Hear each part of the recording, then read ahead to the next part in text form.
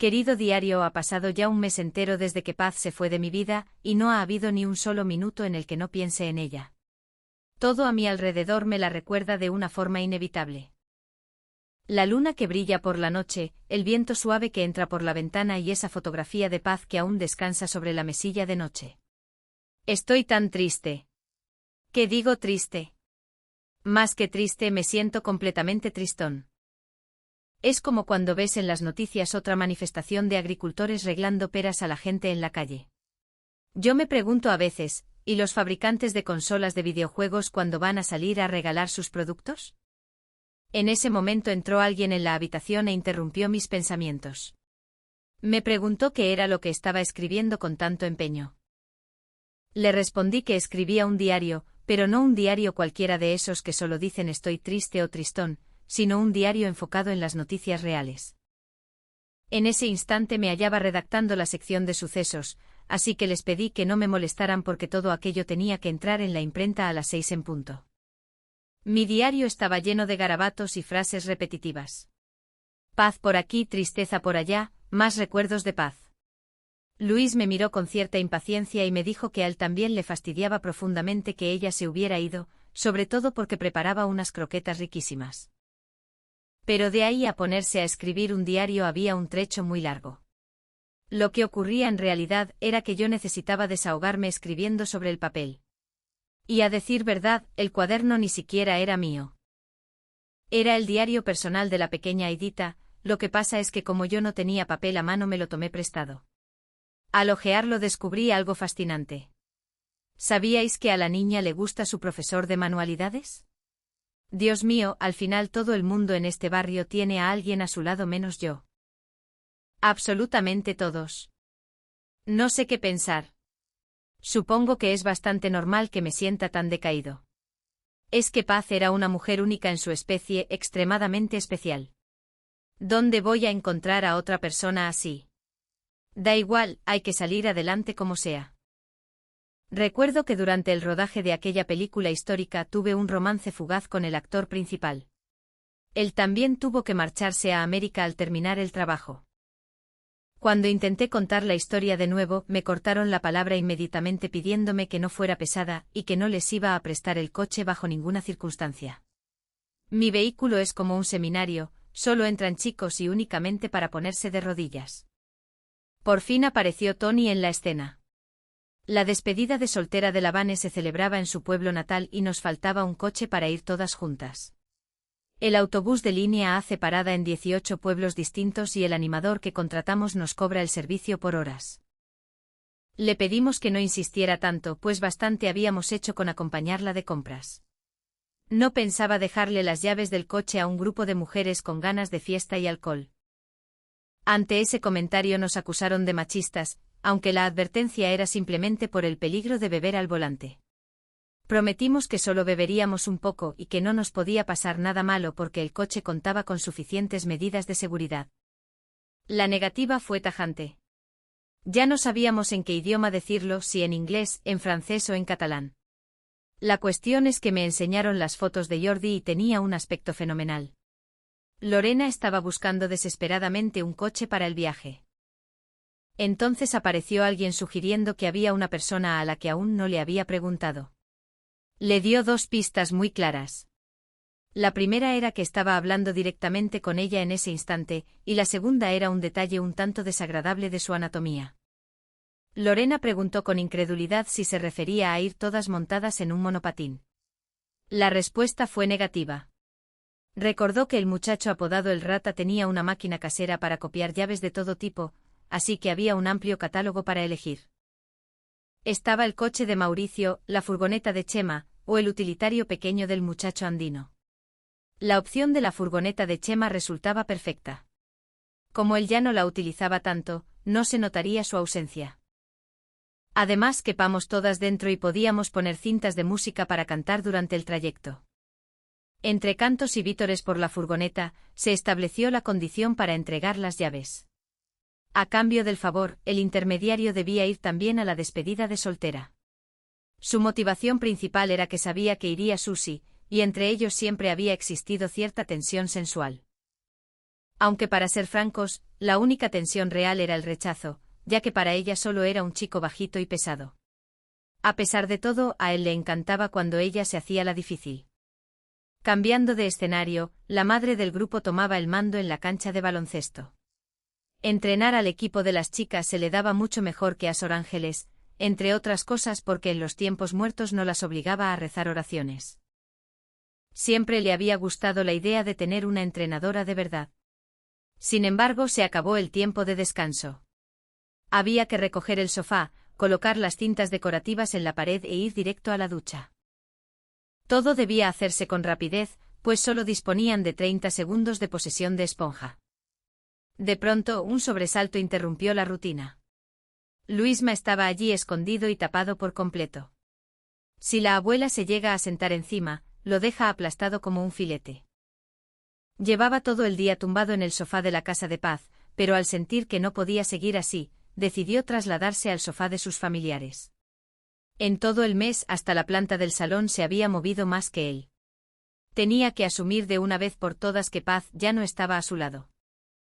Era comprensible que se sintiera culpable por todo lo sucedido, pero la vida debía continuar. Para intentar animarle, le sugirieron que buscara entretenimiento. Hacer cosas divertidas como ir al cine, salir a bailar o visitar una tienda de productos naturales. Le propusieron ir al entrenamiento del equipo al día siguiente para distraer la mente. Luisma se negó en un principio, molesto porque todo el mundo intentaba decirle lo que le convenía. Las opiniones de los vecinos eran de lo más variadas y disparatadas. Algunos le aconsejaban lecturas filosóficas de la segunda etapa de autores pesimistas para alcanzar una visión más idealista. Otros le sugerían salir de fiesta a tomar bebidas fuertes y bailar sobre los altavoces hasta el amanecer. Y otros le recomendaban buscar un buen amorío masculino que le tratara bien. Ante tanta insistencia, Luisma dejó claro que si no le hacía caso a sus amigos de siempre, mucho menos se lo haría a los recién llegados. Pero la respuesta fue contundente.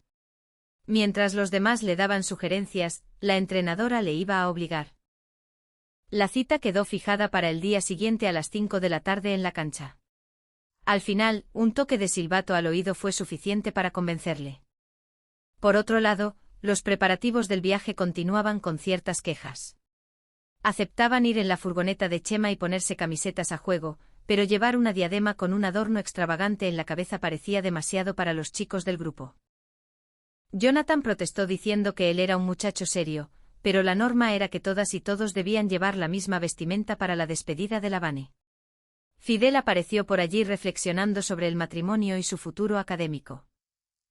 Él prefería casarse con el conocimiento y con las pruebas de acceso a la universidad antes que pensar en bodas. Sus amigos habían hecho apuestas sobre sus resultados académicos, deseándole entre bromas que suspendiera para no ser tan perfecto. Mientras tanto, en el bar del barrio, se discutía la falta de llamadas para alquilar un local comercial que tenían disponible. Habían bajado el precio pero nadie contactaba. Surgió la idea de olvidar el alquiler y montar una tienda de productos latinos, lo cual parecía un negocio redondo. Sin embargo, la propuesta fue rechazada con vehemencia por el dueño, quien prefería confiar en un anuncio de televisión que acababan de emitir. En el anuncio aparecía una temática disparatada sobre el lejano oeste promoviendo el local para pequeñas y medianas empresas a un precio elogiable. A pesar de las dudas de sus acompañantes, el dueño estaba convencido del éxito del anuncio publicitario. Tan segura estaba una de las socias de que nadie llamaría, que apostó de forma descarada subir a la barra si el teléfono sonaba. Instantes después, el teléfono comenzó a sonar.